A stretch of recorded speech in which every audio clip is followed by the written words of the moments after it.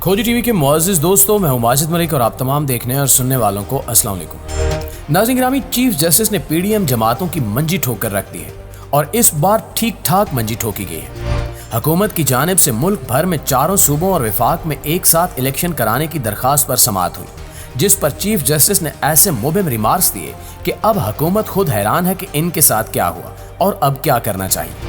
लेकिन अफसोस के स्क्रप्ट तरीन टोले के पास मुल्क को आग में धकेलने के सिवा कोई और ऑप्शन नहीं होता। पाकिस्तान तहरीके इंसाफ के लिए तो हर सूरत में विन विन सिचुएशन है, लेकिन पीडीएम को इस समाअत की वजह से जबरदस्त झटका लगा है।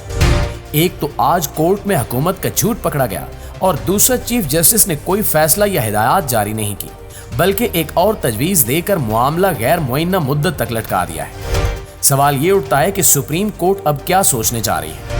चीफ जस्टिस ने अंदर ही अंदर क्या प्लान तैयार किया है? क्या आज रात की डेडलाइन खत्म होते ही अदालत दोबारा खुलेगी? नए फार्मूले पर कैसे अमल दरामद किया जा रहा है और टीएलपी को कब लॉन्च किया जाएगा?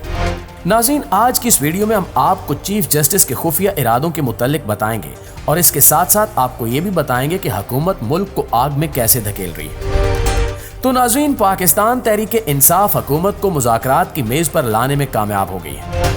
हुकूमत ने गुज़श्ता दिन खूब बढ़के मारी, इजलास दर इजलास मुनक्किद किया, अदालतों और जजेस को गालियां दी गई, मुंतखब नुमाइंदों को धमकियां दी, लेकिन चीफ जस्टिस साहब आज भी बिल्कुल जज्बाती नहीं हुए और एक ऐसा दानिशमंदाना कार्ड खेला कि सब के सब दंग रह गए। एक बात की वजाहत यहाँ जरूरी है कि आज जिस केस की समाअत हो रही थी वो दरअसल मुल्क भर में एक साथ इलेक्शन कराने की दरखास्त थी। हुकूमत चाहती थी कि चारों सूबों और विफाक में एक साथ आम इंतखाबात हों और पंजाब समेत खैबर पख्तूनख्वा में इलेक्शन की जो तारीख अदालत ने दी है वो मनसूख हो जाए, लेकिन अदालत ने ऐसा कोई कदम नहीं उठाया। चीफ जस्टिस ने साफ और दो टोक अल्फाज में कहा है कि हम आपको कोई हिदायत नहीं दे रहे और ना ही कोई फैसला सुना रहे हैं। हम मुनासिब वक्त पर मुनासिब फैसला देंगे। इस दौरान आप मुज़ाकरात करें या न करें, ये आपकी मर्जी है।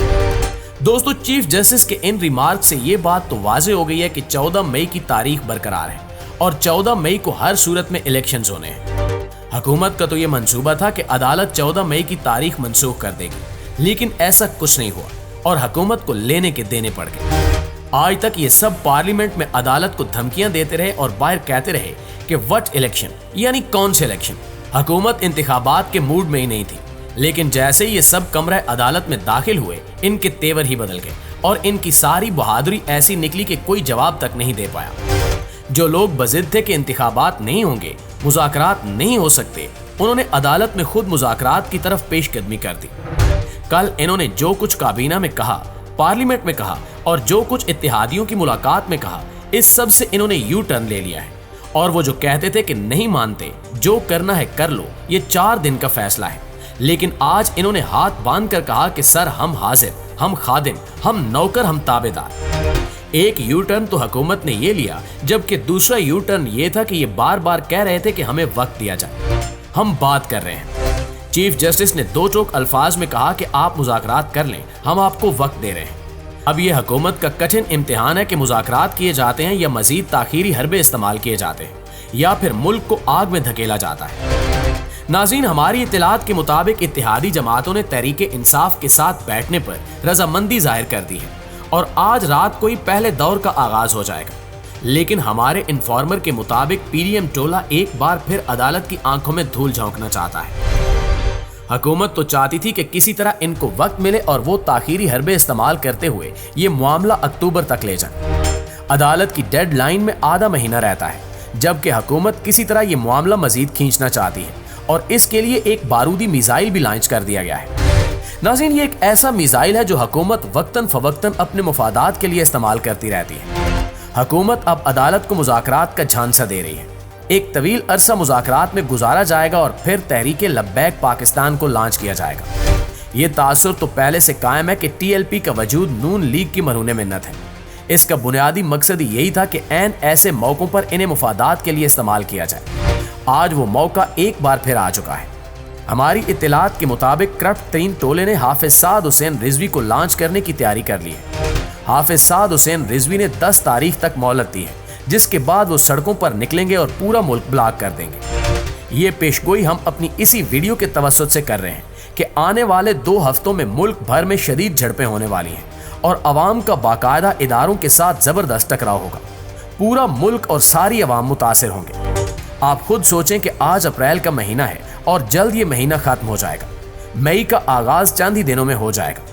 حکومت نے عدالت کی آنکھوں میں دھول جھونکنے کے لیے مذاکرات بھی شروع کر لیے ہیں۔ 14 مئی کی تاریخ قریب آ گئی ہے۔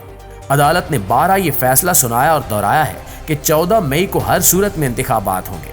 لیکن کرپٹ ترین ذہنیت والے عناصر نے خیبر پختونخوا میں ٹی ٹی پی تو پنجاب میں ٹی ایل پی کو استعمال کرنے کا سوچا ہے۔ جب 10 مئی کو ٹی ایل پی ملک بھر میں نکلے گی تو آپ خود سوچیں کہ انتخابات کیسے ہوں گے اور ملک کا کیا حال ہو چکا ہوگا۔ سوال یہ پیدا ہوتا ہے کہ اب تک حافظ سعد کیوں نہیں نکل رہے تھے؟ اب تک مہنگائی اور عوام کے ساتھ ظلم پر ٹی ایل پی کیوں خاموش تھی؟ اب جب الیکشن کی تاریخ قریب آ رہی ہے تو یہ مہرے کیوں استعمال کیے جا رہے ہیں؟ جواب سادہ ہے اور ہم سب کو معلوم ہے۔ کرپٹ ترین ٹولے کو ملک کی سلامتی اور عوامی فلاح و بہبود سے کوئی سروکار نہیں ہے۔ وہ صرف اپنا مفاد دیکھ رہا ہے اور اس کے لیے کئی ساری جانوں کی قربانی بھی دی جائے گی۔ میرے عزیز ہم وطنوں، اس طرح کی صورتحال میں کئی اداروں کی جانب سے انتہائی قدم بھی اٹھایا جا سکتا ہے، جس کے لیے نہ تو قوم تیار ہے اور نہ ہی ہماری معیشت اجازت دے رہی ہے۔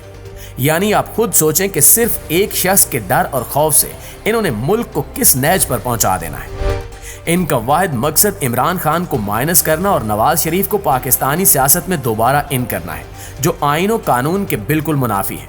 لیکن ان کو آئین و قانون سے کیا غرض؟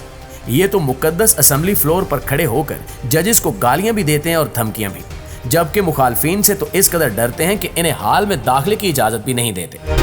یہ بات ہم سب کو ماننا پڑے گی کہ عمران خان کو اتنے کمزور اور بے ضمیر مخالفین ملے ہیں کہ ایک طرف مذاکرات کا راگ الاپا جاتا ہے تو دوسری طرف دروازے بند کیے جاتے ہیں۔ اب تو دروازے بند کرنے سے بھی کچھ نہیں ہو رہا، اب تو یہ ملک کو آگ میں دھکیل رہے ہیں۔ اللہ نہ کرے اگر حکومت اپنے ان مذموم ارادوں میں کامیاب ہو گئی تو یہ ملک مزید 50 سال پیچھے چلا جائے گا، کیونکہ طویل عرصے تک نہ تو انتخابات ہوں گے اور نہ ہی جمہوریت کو تقویت ملے گی۔ اللہ سے دعا ہے کہ اس وطن عزیز کو مزید ان کرپٹ عناصر سے بچائے، کیونکہ یہ ملک مزید افراتفری کا ہرگز متحمل نہیں ہو سکتا۔ لیکن حسب روایت ہماری دعا ہے کہ جو بھی ہو، وطن عزیز پاکستان اور پاکستانی عوام کے حق میں بہتر سے بہتر ہو۔ آمین ثم آمین۔ پاکستان زندہ باد۔